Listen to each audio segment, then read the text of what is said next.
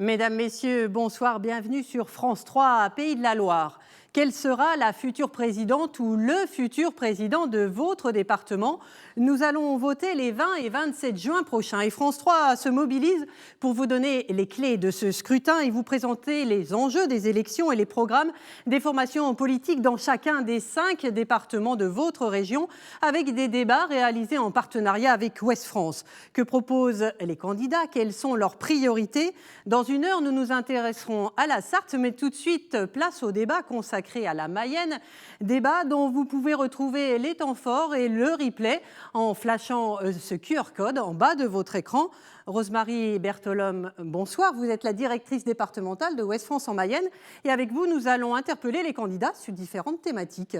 Bonsoir Christine. En effet, que ce soit les questions économiques ou encore le social, principale compétence du département, on va interroger les candidats sur ces différentes thématiques. Et avant de les accueillir, nos 4 invités, place à une présentation du département de la Mayenne signée Vincent Rénal. Le petit poussé de la région. Rural et tranquille, la Mayenne est le département le moins peuplé des Pays de la Loire, avec 307 000 habitants. Ici, on vit au vert, mais on ne roule pas sur l'or. Le niveau de vie médian y est le plus faible de la région, avec une pauvreté qui touche principalement les personnes âgées. Il n'empêche, le taux de chômage de 5,3% y est aussi l'un des plus faibles de France, au 3e rang derrière le Cantal et la Lozère. Une épine dans le pied des entreprises qui peinent à trouver de la main-d'œuvre, notamment pour des emplois peu qualifiés. La faible rémunération des salariés mayennais n'y est sans doute pas étrangère.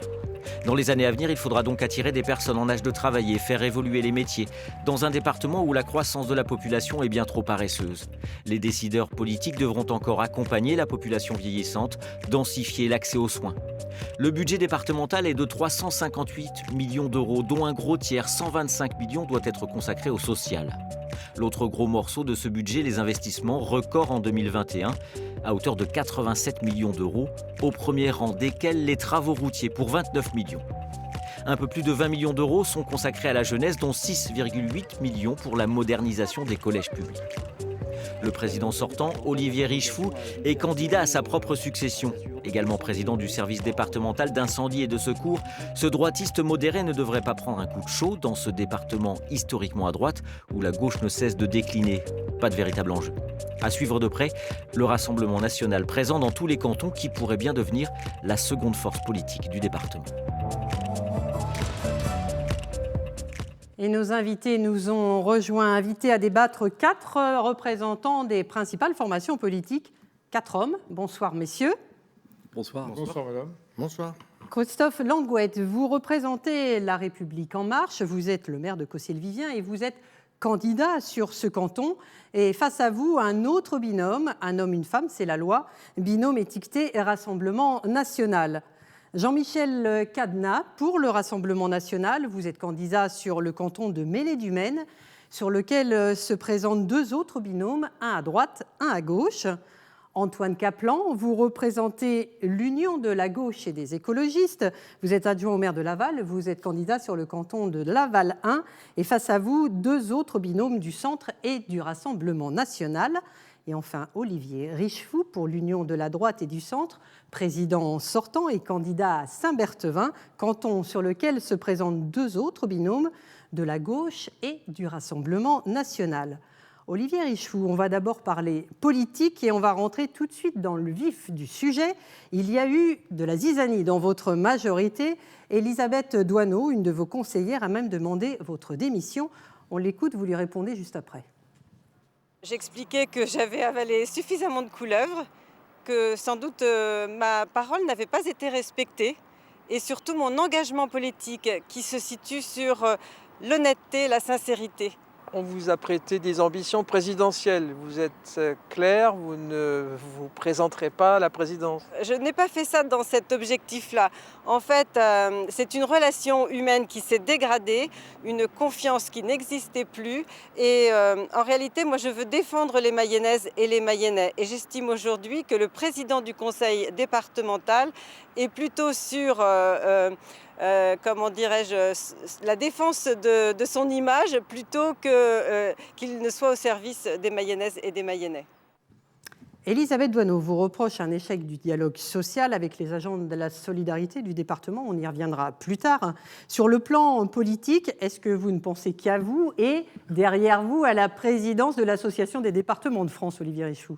Alors, tout d'abord, vous dire que nous partageons les mêmes valeurs avec Elisabeth, qui sont les valeurs du centre, les valeurs de la droite, et qui sont des valeurs humanistes. Mais elle est fâchée contre vous personnellement. Elle est fâchée contre moi, c'est des choses qui arrivent, vous savez. Dans les vieux couples, ça arrive aussi. Ça fait très longtemps que nous le connaissons. Nous sommes fâchés, mais je ne suis pas fâché avec 99% des autres membres de la majorité départementale. Ça ne vous aura pas échappé.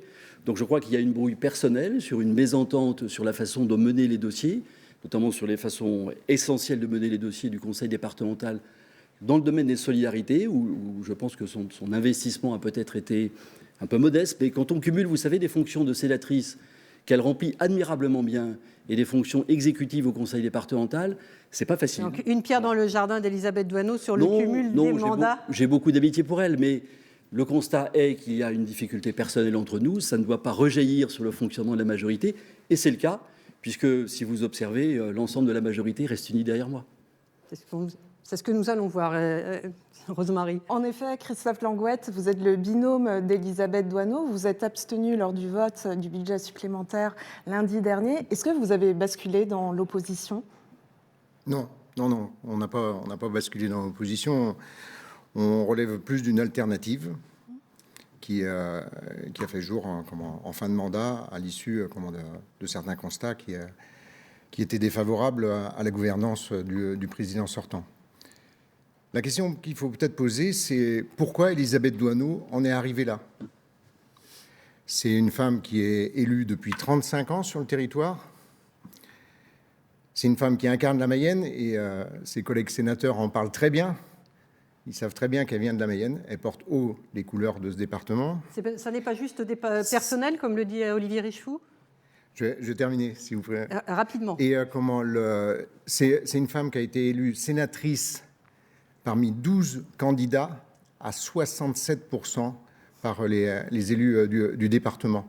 Enfin, c'est une élue qui est droite, intègre, qui aime l'échange et la co-construction. Antoine Caplan, si on regarde une carte politique de la Mayenne, on va la voir à nouveau, on s'aperçoit que la gauche, qui détenait 8 cantons en 2008, en a perdu la moitié. Votre stratégie, c'est quoi sur cette élection ? C'est de limiter la casse ?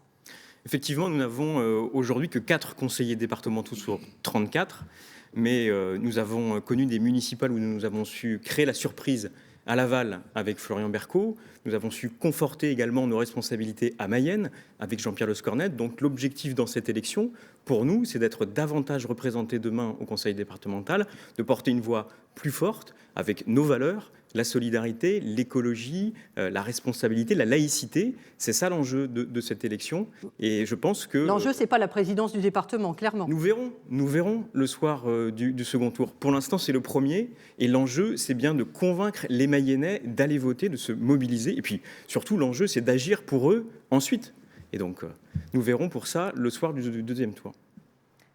En revanche, Jean-Michel Cadenat, le Rassemblement national prend du poids à chaque élection. Avez-vous un programme et quelles sont les ambitions départementales du Rassemblement ? En 2015, nous avions fait 19,70% et nous avions franchi la barre du premier tour dans 5 cantons. Vous savez que les idées politiques, par capillarité, prolongent les audiences. Notre objectif ici, c'est de faire au moins aussi bien, sinon de gagner d'autres cantons ou de passer en premier tour dans d'autres cantons, de manière à montrer à tout le monde que le Rassemblement national est une alternative crédible sur l'ensemble du département. Et a fortiori, pour servir peut-être de tremplin pour les idées futures et les 11 mois qui nous séparent de la présidentielle. Donc l'objectif, c'est bien de faire basculer des cantons. Absolument, mais bien sûr. On va passer maintenant, sous forme de questions, à vos priorités. On va commencer avec vous, Olivier Richoux. Demain, vous êtes réélu président de ce département. Quelle est votre priorité ? La priorité essentielle pour moi, c'est l'accompagnement du vieillissement de la population. Vous l'avez dit dans votre reportage initial, nous sommes un département qui, comme beaucoup de départements français, a une population qui prend de l'âge. Et nous avons insufflé un mouvement qu'il nous faut continuer, qui est d'inverser la tendance, de faire en sorte que les EHPAD ne soient plus la seule solution, mais que le maintien à domicile, qui est souhaité par plus de 90% des personnes âgées, prenne de la vigueur. Et donc nous avons déployé un plan mayennais de plus de 10 millions d'euros pour faire en sorte de mieux accompagner les personnes âgées à domicile, et il nous faut continuer en ce sens. Et vous, Christophe Langouette, quelles sont vos priorités ? Notre priorité sur le département, c'est peut-être pouvoir réconcilier les élus avec les élus départementaux. C'est pouvoir instaurer un dialogue sur le département avec les communautés de communes, avec les communes et avec les habitants. Ensuite, sur la solidarité, c'est effectivement les personnes âgées, bien entendu, mais pas que. Il faut aussi penser à cette jeunesse, tout particulièrement en sortie de Covid, qui a été malmenée par ces différentes contraintes sanitaires, et où il faut pouvoir leur donner une vraie chance d'exister demain en Mayenne, plutôt que de les voir partir à l'extérieur. Antoine Caplan, les personnes âgées, la jeunesse, ça sera quoi votre priorité? Moi, je rajouterais la santé, parce qu'aujourd'hui, environ 10% des Mayennais de plus de 17 ans n'ont pas de médecin traitant. Et les rendez-vous sont extrêmement longs pour accéder à un spécialiste. Et c'est un problème de santé publique, c'est un problème de solidarité, mais c'est aussi, on en parlera un peu plus tard, j'imagine, d'attractivité. C'est un problème d'attractivité. Et donc, nous souhaitons que des mesures beaucoup plus fortes soient prises. Des choses ont été faites dans les années passées, mais il faut aller plus loin dans le recrutement de médecins salariés, dans la médecine itinérante avec des bus santé, dans le soutien aux centres de santé, aux maisons de santé dans les territoires qui n'en ont pas. Et puis, nous proposons aussi des contrats d'engagement avec des étudiants en médecine qui, contre des bourses, prendront l'engagement de s'engager, d'exercer en Mayenne pendant 10-15 ans. Et on y reviendra plus tard dans le débat. Et vous, Jean-Michel Canet, dans votre programme, quelles sont vos priorités ? Bien, écoutez, vous savez que le département de la Mayenne est structuré autour de sa préfecture, de sa ville-préfecture Laval. Pour se développer, le département a besoin d'ouverture sous sa périphérie proche régionale. Alors, pour le nord, on a effectivement la RN12 vers Alençon-Fougères. Pour la liaison Nantes, on a la 171. Mais par contre, pour le sud du département, on a la 162 qui est notoirement sous-développée. On a une petite 2 fois 2 voies entre Antram et Villiers-Charlemagne. Moi, je souhaite qu'on puisse aboutir à une liaison routière, voire autoroutière, entre Villiers-Charlemagne et Angers. Donc, développement des routes. Absolument, notamment en priorité de celle-ci, pour permettre à nos entreprises de se développer sur le sud. Jean-Michel Cadenas, les finances, vous le savez, des départements ont été mises à mal, d'abord par la baisse des recettes fiscales, après la réforme NOTRe, et puis par la crise qui a entraîné beaucoup de dépenses. Si vous êtes élu demain président, où est-ce que vous faites des économies pour le département ? Alors, oui, souvent je dis à mes interlocuteurs, le paquet budgétaire, qu'on soit de gauche ou de droite, il est le même pour tout le monde. Après, ce sont les décisions politiques qui orientent les choix budgétaires. Inévitablement, si j'ai besoin de crédit, je trouverai le crédit pour réaliser mes projets. Et vous, Christophe Langouette ? Je ne suis pas certain qu'il y ait des économies à faire. Je pense qu'il y a besoin de réaffecter certains moyens, par exemple à la communication, sur des postes qui manquent cruellement à certains services, par exemple aux assistants familiaux, aux assistants sociaux, qui font du vrai lien avec la population.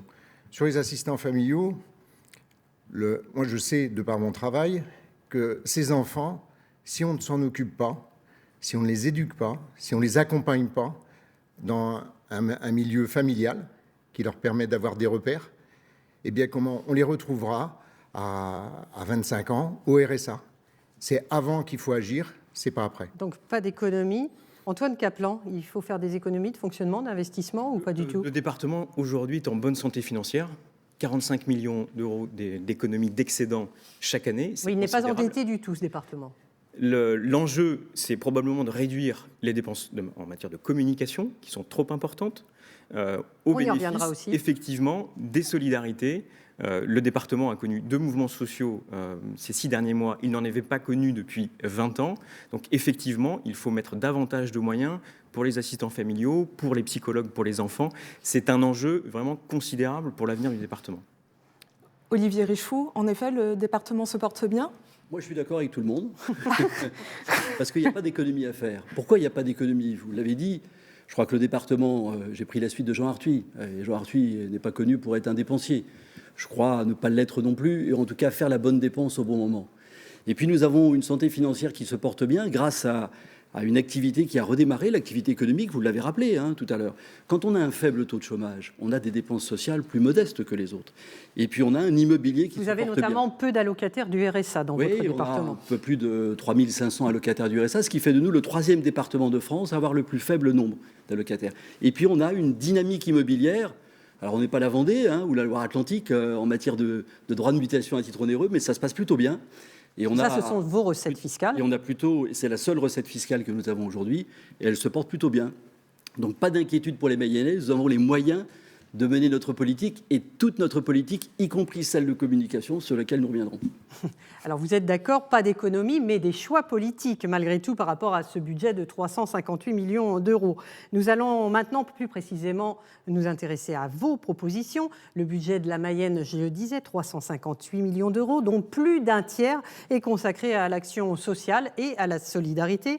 Et pourtant, vous l'avez dit, ce dossier reste sensible. Il y a quelques jours, des travailleurs sociaux manifestaient devant le conseil départemental pour réclamer plus de moyens humains et financiers. On écoute une déléguée syndicale. Quand vous avez, par exemple, un référent éducatif qui a 37 suivis d'enfants à faire, qualitativement, il ne peut pas faire correctement son travail.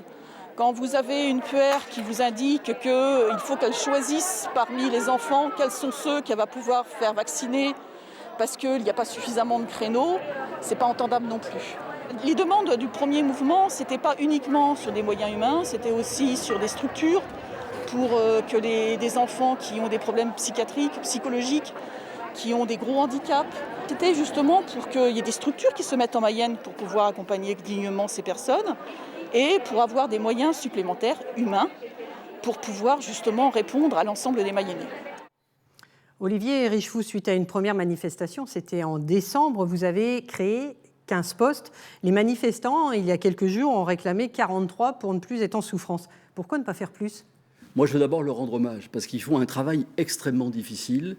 Et on le voit, presque la moitié des départements de France sont touchés en ce moment par cette difficulté, qui est liée aussi à la crise Covid, qui a créé des crispations supplémentaires. Vous disiez que vous aviez de l'argent, vous n'êtes pas entêté, alors pourquoi ne pas investir davantage ? Je crois que nous investissons des sommes nécessaires et suffisantes. Si nous avons créé 15 postes-là, je voudrais rappeler qu'on en a créé 45 pendant le mandat, sur 320 personnes environ. Donc cela représente plus 15% d'augmentation des effectifs, avec une population d'enfants confiés qui est restée stable. Je crois surtout que la difficulté que nous avons, c'est une difficulté qui est liée à l'organisation. Et nous employons, avec les partenaires sociaux, à faire en sorte de mettre des moyens davantage suffisants, ils le seront, j'en suis sûr, pour fluidifier les parcours. En tout cas, nous ne méconnaîtrons pas. Et d'ailleurs, ce matin, à la commission permanente, nous avons voté plus d'1 million de budget supplémentaire pour mieux accompagner les situations difficiles des enfants. Nous savons répondre à la demande. Antoine Caplon, vous disiez l'inverse tout à l'heure, qu'il n'y avait pas suffisamment d'argent d'investi dans le social et la solidarité. Débattez, allez-y, confrontez vos points de vue sur ce sujet. Nous étions de nombreux candidats du Rassemblement de la gauche et de l'écologie à la rencontre des personnels. Nous avons rencontré également l'intersyndicale. On a senti vraiment un désarroi, un malaise profond aujourd'hui, parce qu'ils ont le sentiment de ne pas pouvoir accomplir leur mission comme ils le devraient. Il faut entendre ce cri d'alarme. Donc il faut plus de personnel ? Plus de moyens, plus de personnel, parce que, Christophe Langouette l'a dit d'ailleurs tout à l'heure, c'est un investissement. Si on fait davantage de prévention, on dépensera moins ensuite pour essayer de réparer des situations familiales qui sont compliquées. Alors plus de moyens, on va essayer de chiffrer plus de moyens, c'est combien de moyens humains, c'est combien de millions en plus ? C'est un dialogue social qu'il faut avoir avec le personnel. C'est aussi une des difficultés aujourd'hui du département. Ils nous le disent, c'est que le dialogue est rompu. Donc une des premières actions que notre majorité de gauche et écologiste prendra, c'est de renouer avec les personnels pour avoir ce dialogue social et ce dialogue aussi dans la majorité, puisque aujourd'hui, au sein même de la majorité départementale, il est rompu.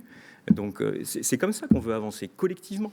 Christophe Langouette, plus de moyens sur le social ? Alors je pense que j'ai déjà dit oui, bien sûr, parce que comment nous travaillons sur de l'humain, nous travaillons avec des enfants. Mais c'est déjà un tiers du budget, donc qu'est-ce que vous rajoutez ? Bien sûr, vous avez des départements qui ont déjà un pourcentage largement plus élevé que le nôtre, comme par exemple le Cher. Vous avez des besoins. Vous avez des besoins humains. C'est plus des besoins concernant les routes, où comment le département fait un excellent travail. C'est plus des besoins sur la venue d'un bateau ou pas. On a besoin d'accompagner ces enfants pour qu'ils deviennent grands, pour qu'ils deviennent des adultes. Donc vous êtes dans l'opposition à ce que fait M. Richefou sur ce dossier. Eh bien, disons que je vous présente une alternative, oui. Oui, il est à côté d'Elisabeth Doineau pour réclamer 45 postes de plus, ce qui n'est pas raisonnable et pas responsable. Vous savez, en social, on a 2 grandes directions au conseil départemental. On a une direction de l'autonomie qui s'occupe des personnes âgées et des personnes en situation de handicap, et puis la solidarité. Cette première direction, elle s'est parfaitement transformée pendant le mandat, à effectif constant, alors que le nombre de personnes âgées a augmenté et le nombre de personnes en situation de handicap a augmenté. Il faut modifier la façon de travailler, ça prend un peu de temps, mais il faut avoir le courage de le faire. Jean-Michel Cadenaz, sur ce dossier, vous investissez davantage ou pas ?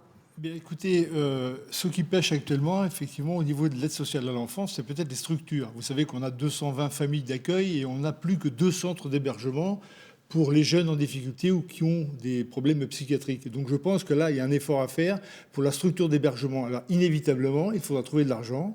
Je pense que là, on pourra le trouver peut-être dans les futurs événements qui sont envisagés et qu'il faudra peut-être retarder un petit peu. Et par ailleurs, en contrepoint, je signale que sur ce budget de l'aide sociale, on a aussi le coût des mineurs non accompagnés. Jean Arthuis avait déjà mis le doigt sur ce problème en 2013.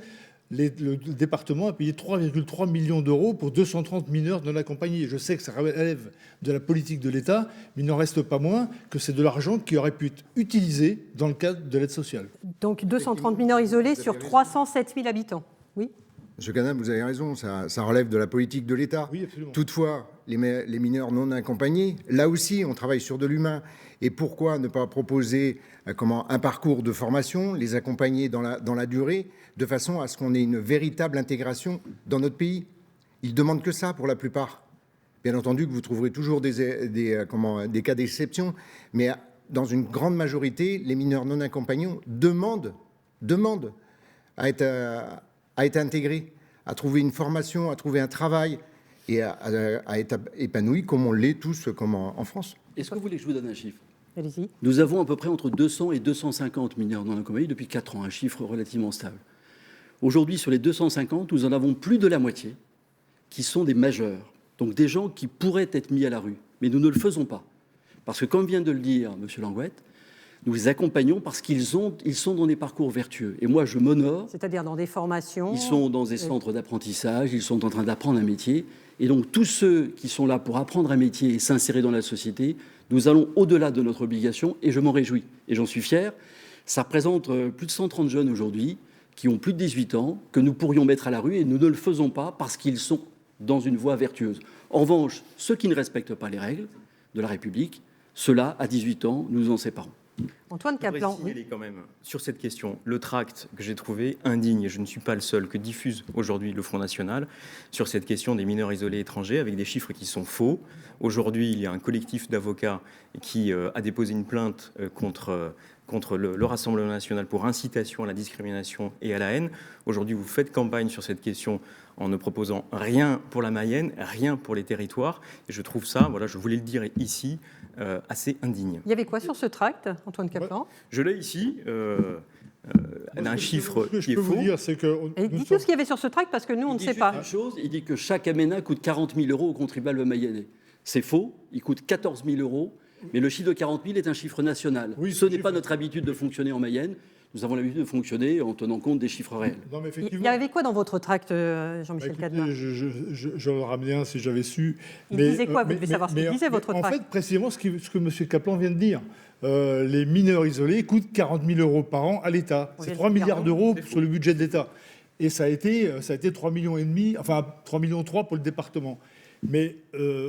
on ne craint pas du tout ce collectif d'avocats, on ira en justice s'il le faut, et on leur prouvera que ça fait partie d'un rapport parlementaire de 2017. Les mineurs isolés à des délinquants, c'est scandaleux. Je vous rappelle quand même que c'est 90% de la délinquance de rue. C'est un accompagnement plus important pour leur offrir un avenir ici, pour qu'ils puissent suivre des formations. Il y a des besoins de recrutement en Mayenne. C'est ça la voie qu'il faut leur proposer. Les MENA, pour la France, c'est 90% de délinquance de rue. Je vous rappelle quand même que les MENA, ils sont envoyés par les familles. On paye des voyages à ces gens-là.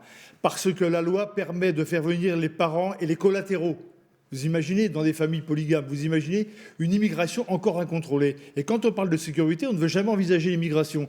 Mais le phénomène de l'immigration est présent dans les esprits de tout le monde, de tous les Français, de tous les Mayennais. Il suffit de parler avec les gens, dans les zones rurales ou ailleurs, Et ce problème est latent. 230 mineurs isolés, ça crée un problème à l'échelle d'un département de 307 000 habitants, Olivier Richefou? Pour nous, ça n'en crée pas. Ça n'en crée pas parce que plus de la moitié d'entre eux, je vous l'ai dit, sont engagés dans des circuits vertueux d'intégration. Et ce que nous accompagnons à travers nos équipes, c'est justement cette intégration parce qu'ils forment des pâtissiers, ils forment des couvreurs. Et notre département, on y reviendra j'espère, a besoin de main-d'œuvre qualifiée et ils sont une partie de notre solution. Mais on voit bien l'opposition. On voit tout de suite entre les gens qui soutiennent une immigration depuis 30 ans, qui ne veulent pas admettre qu'ils se trompent et qui continuent à avoir... Je rappelle que 450 000 et la France a des obligations en la matière de protection des enfants, des obligations internationales et qu'on doit là où est la volonté respecter, politique et le chemin, cher monsieur. Si on a la volonté politique, on règle le problème. Mais vous ne voulez pas régler le problème. Et les socialistes sont responsables de la situation comme les autres. Vous avez gouverné ce pays depuis 30 ans. Donc, vous n'avez aujourd'hui que les conséquences de vos inconséquences. Et on est obligé de gérer le problème. On va avancer dans ce débat sur une autre thématique. On va parler de la santé. Je vous rappelle que vous pouvez retrouver les temps forts de ces débats et le replay en flashant le QR code qui est en bas de votre écran. Rosemary, la Mayenne, c'est un désert médical? Eh bien, oui. Est-ce que c'est un désert médical, Christophe Langouette? Alors, moi, je préfère parler de démographie médicale. Alors, effectivement, je vous remercie de me donner la parole sur le sujet, puisque j'ai été le vice-président de la commission en charge de la santé. La dernière année, nous avons affiché plus d'installations de médecins que de départs. Alors, ce n'est pas une grande victoire, c'est une victoire sur cette problématique. Le département, depuis 2008, a fait le choix d'accompagner les étudiants en santé. Nous avons enrichi ce système. Moi, j'ai souhaité très tôt pouvoir accompagner, par exemple, les étudiants en première année de santé. C'est quelque chose qu'on fait et qu'on fait pour la 4e fois cette année. Donc vous continuez, vous poursuivez l'action qui a été mise en œuvre. On a pu, grâce à la commission enseignement supérieur, développer la première année de santé à Laval. On sait combien elle est difficile, cette première année, pour ces étudiants. Et le fait d'être au plus proche de chez eux, dans une petite unité, une quarantaine d'étudiants, ça leur permet un suivi de leurs études plus confortable, moins dur. Et les chiffres sont là. On a eu quasiment 3 étudiants sur 10 qui sont passés en seconde année. Ce n'est pas la seule chose. On a multiplié et soutenu les contrats locaux de santé. Nous avons, à terme, je pense que sous 2 ans, l'ensemble de la Mayenne sera couvert par des contrats locaux de santé. Les CPTS à Mayenne et à Cran le sont aussi.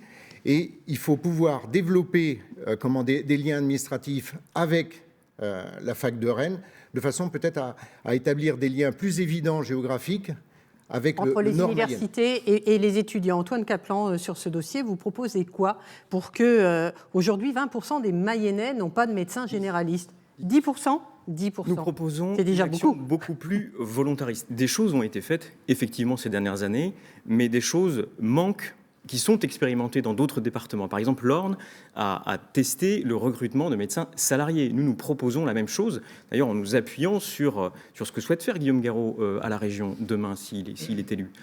Nous souhaitons également faire circuler des bus santé pour que les spécialistes, les généralistes puissent aller dans les territoires où il n'y a pas aujourd'hui de professionnels de santé.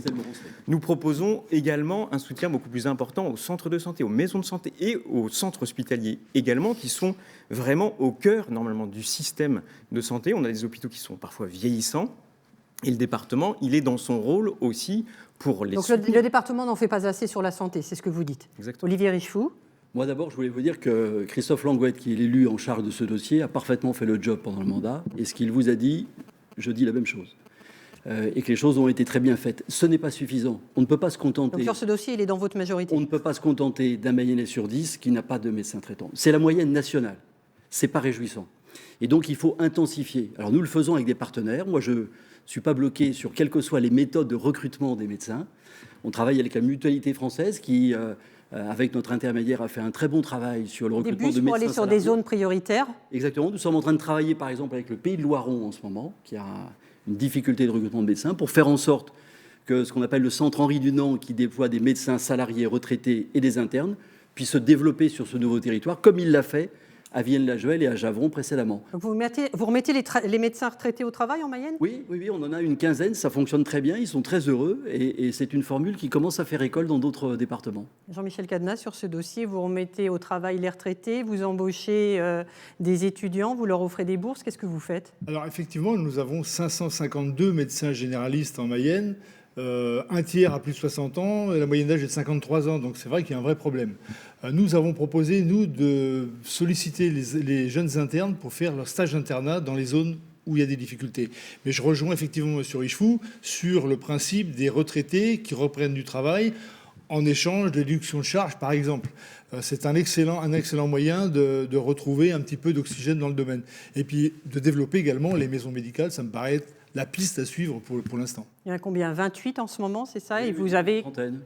Petite trentaine, franchement, il en manque quelques-unes, mais on couvre assez bien le territoire. Vous savez, l'immobilier, ce n'est pas le sujet. L'immobilier, ça vient après. Le principe, c'est d'avoir un projet humain, des médecins qui veulent travailler ensemble, et c'est ça l'essentiel. Globalement, vous êtes sur les mêmes pistes. Cadenas, je serais heureux, très sincèrement, qu'on ait 550 médecins généralistes. Il a dû ajouter les spécialistes.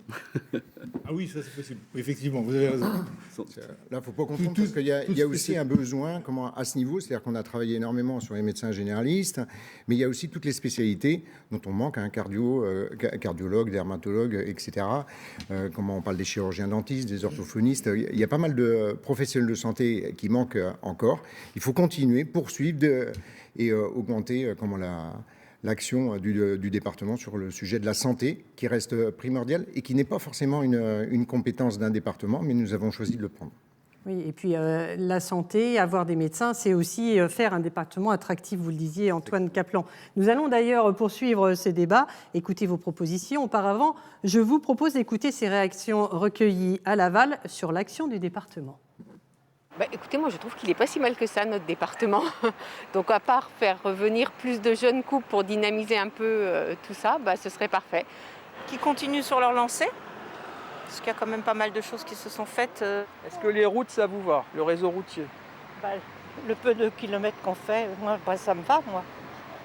Bon, les routes sont bonnes? Non, justement, moi qui suis un ancien chef de chantier routier, je trouve qu'il y aurait beaucoup de travaux à faire au point de vue routier, mais je sais que ça coûte beaucoup d'argent et je sais que ce n'est pas en claquant des doigts qu'on obtient l'argent comme ça. Les collèges où ça fonctionne bien? Je sais pas du tout. Alors là, je pourrais même pas vous donner mon avis parce que le plus grand, il a cet âge-là, donc pour l'instant, il va pas encore au collège. Bientôt. Bientôt, on va commencer par la maternelle, mais sur ce point-là, je pense que non, c'est bien fourni, j'ai l'impression, à Laval. Un petit peu plus de vie peut-être. Ce serait bien de réanimer, parce que c'est dommage. On voit beaucoup de commerces fermés, donc c'est dommage. Qu'est-ce que j'attends du département? Qu'ils écoutent peut-être leurs administrés, qu'ils ne dépensent pas de l'argent à droite et à gauche, type le bateau là, qui est venu, qui a coûté une fortune et qui ne rapporte rien aux Mayennais, puisqu'ils ont, pour la plupart, ils n'ont même pas pu le visiter.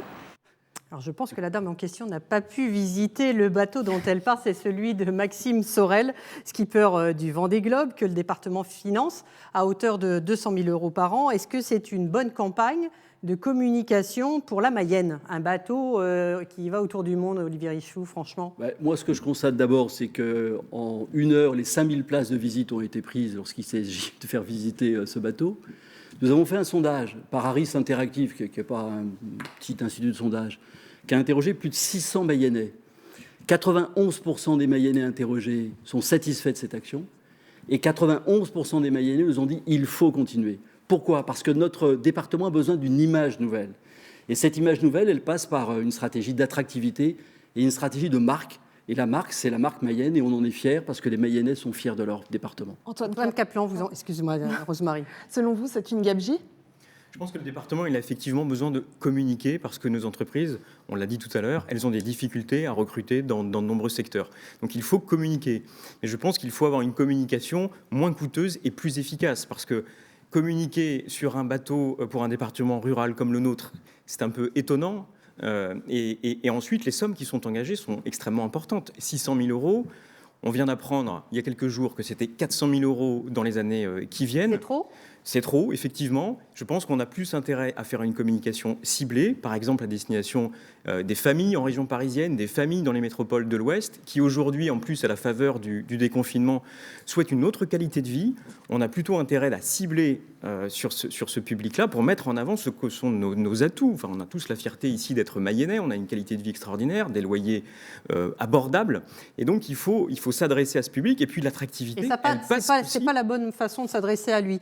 Christophe Langouet, vous en pensez quoi, vous ? Alors, je pense qu'effectivement, cette Mayenne, elle est attractive. Moi, j'adore le M comme Mayenne, la baguette, la Mayennette, effectivement. Le bateau, comment ça va plus dans un premier temps. Je pense que il est peut-être venu le temps de faire autre chose. Autant le Tour de France, on sait qu'on est une terre de cyclistes, hein, avec les frères Madio, entre autres. Et on a la possibilité de continuer à communiquer sur le sujet, mais à des coûts moindres. Jean-Michel Cadenat, sur ce dossier. Bien, écoutez, effectivement, c'est un peu cher, mais moi, je rejoins un peu quand même Olivier Richefou sur le principe de l'image. Il me semble que pour toucher des jeunes, et par ailleurs, Maxime Sorel, quand même, est le parrain de l'association contre la mucoviscidose, en termes de message, c'est quand même un bon message. Par ailleurs, je sais aussi que beaucoup de lycéens ont suivi les périples du Vendée Globe. Il me semble que c'est bon. Alors, il est revenu avec son bateau sur la rivière Mayenne que les Mayennais ont. Alors, évidemment, c'est un peu cher, c'est sûr, mais je pense que ça va être un point d'attractivité pour le département. Par ailleurs, juste une chose, M. Richefou écrit que les pros de la com indiquaient que la voile et le vélo étaient porteurs en termes d'image. J'ajouterais quand même une chose, vous avez oublié le cheval.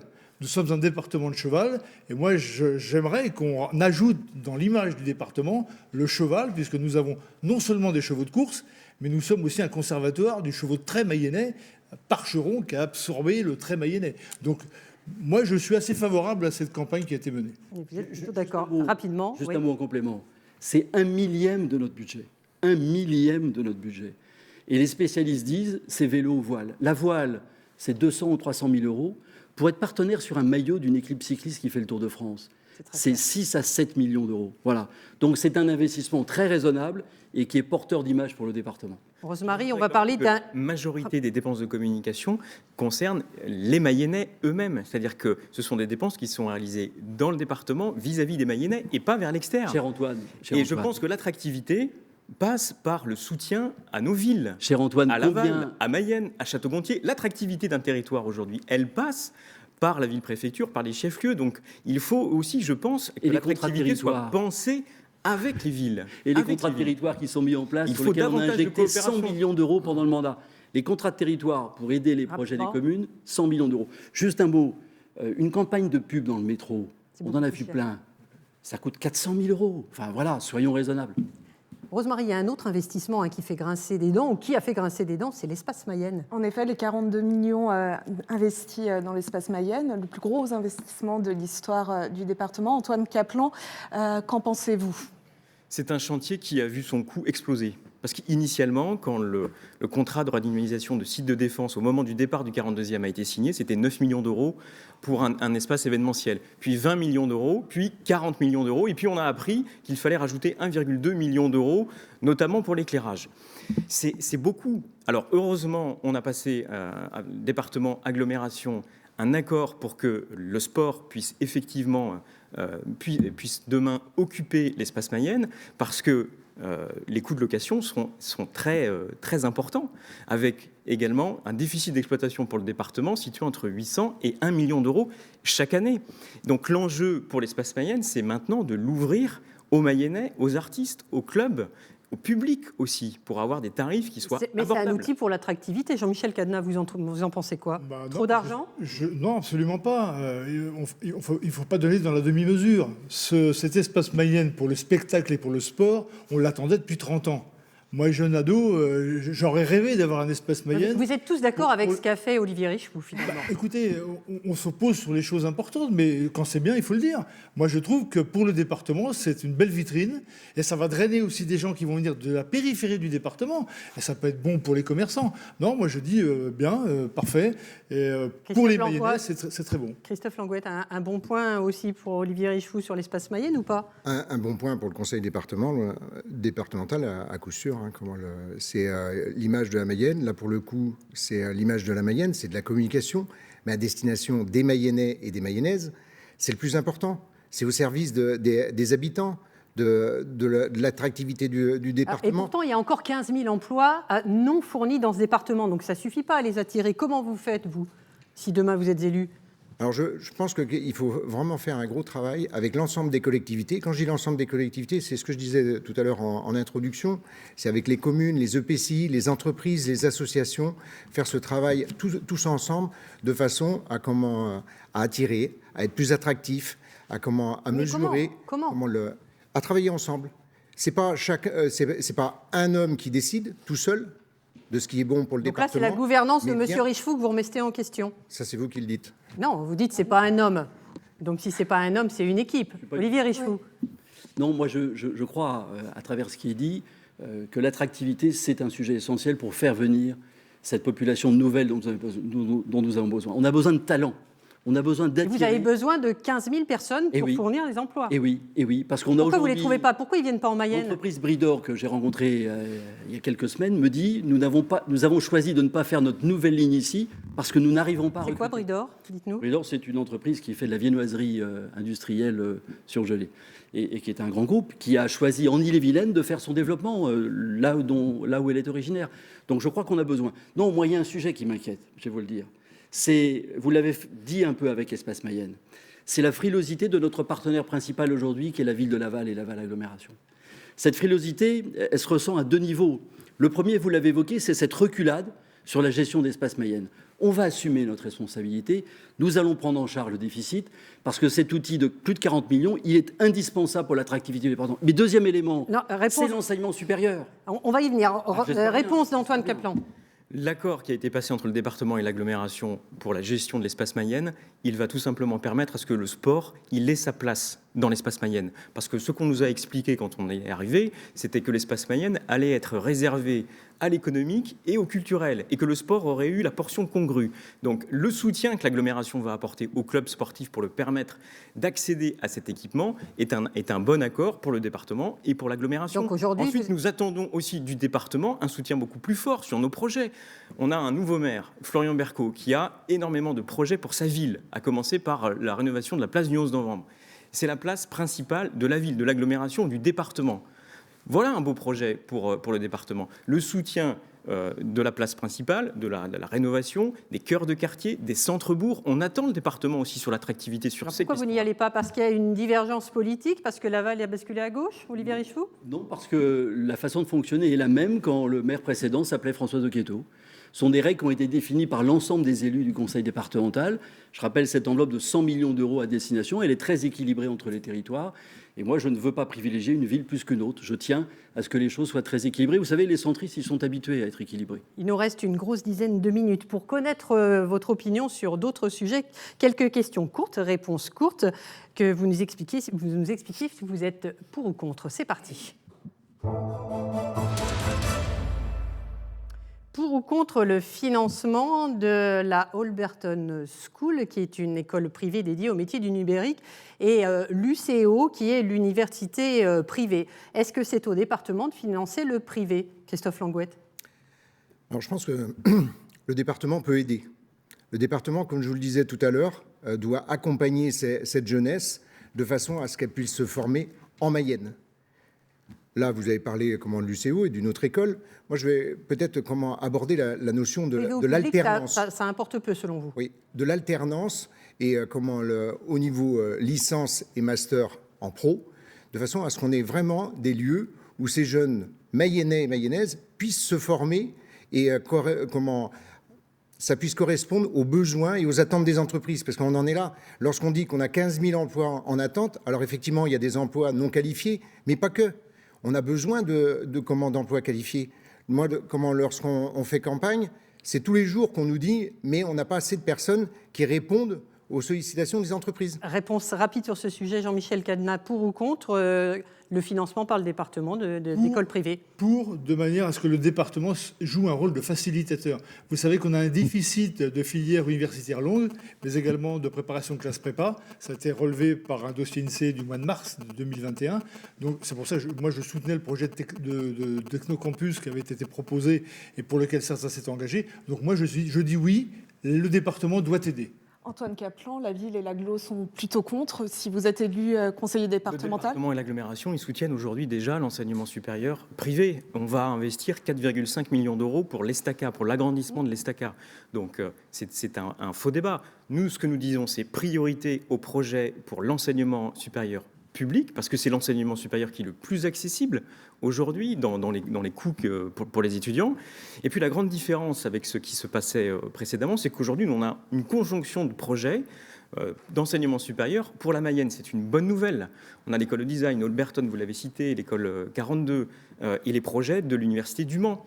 Donc ce dont nous avons besoin, c'est d'une stratégie qui n'existait pas jusqu'à présent, parce que la Mayenne était dans une logique de rattrapage. Rapidement. Donc une stratégie.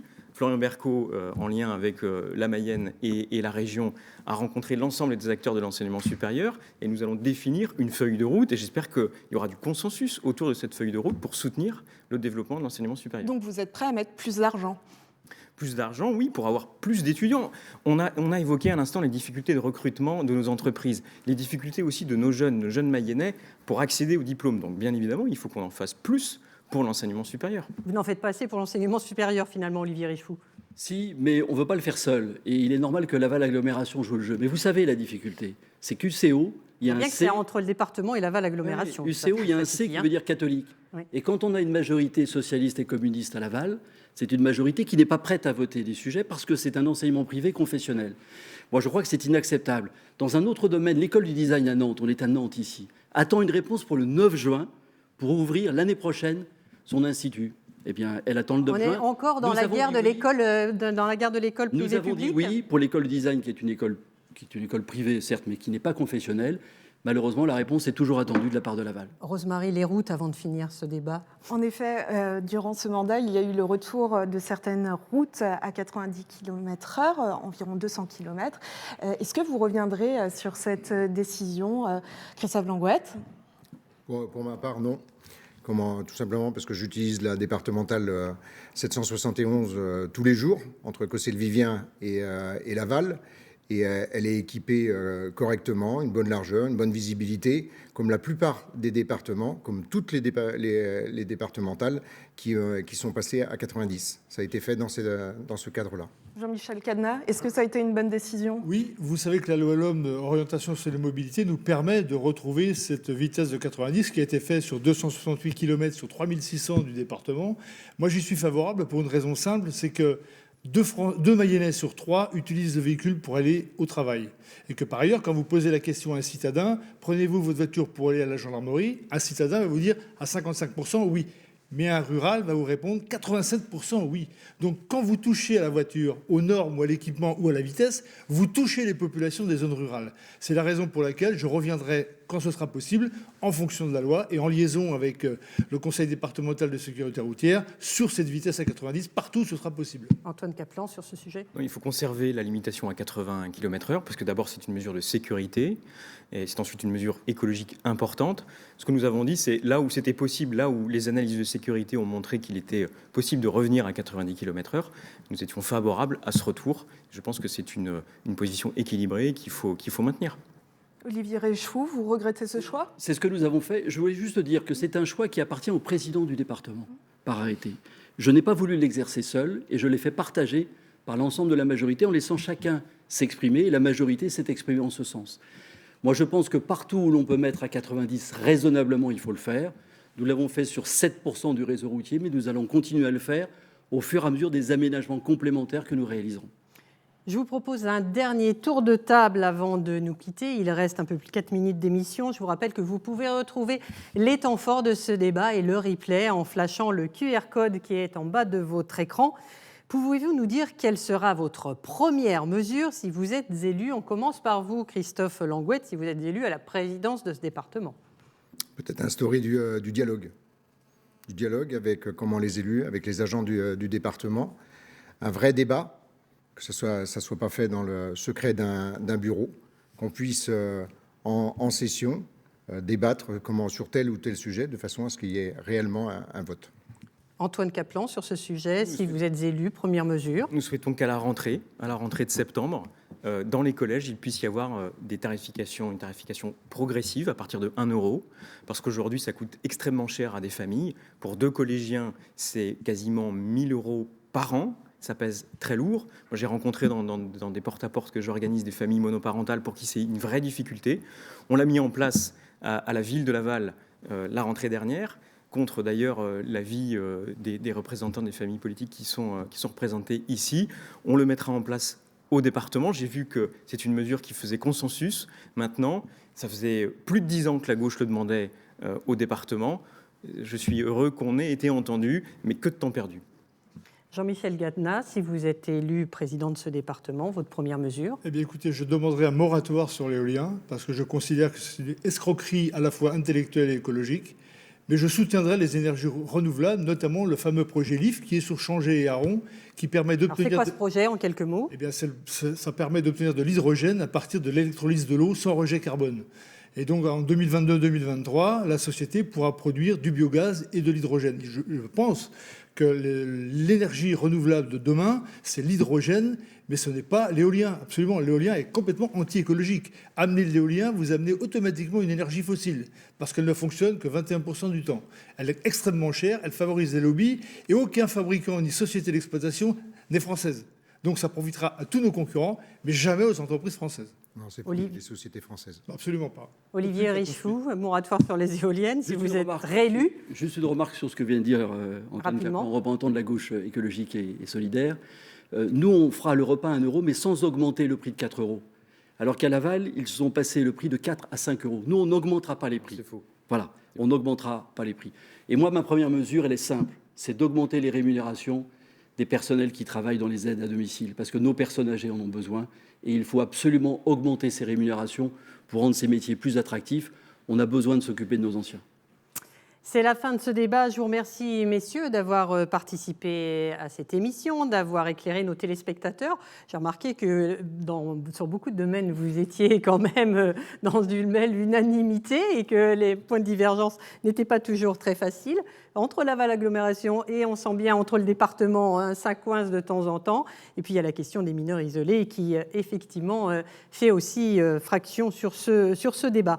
Merci Rosemary d'avoir animé ce débat avec moi. Tout de suite, le débat consacré à la Sarthe, présenté par Virginie Charbonneau et Serge Danilo du Maine Libre. Restez avec nous sur France 3 Pays de la Loire.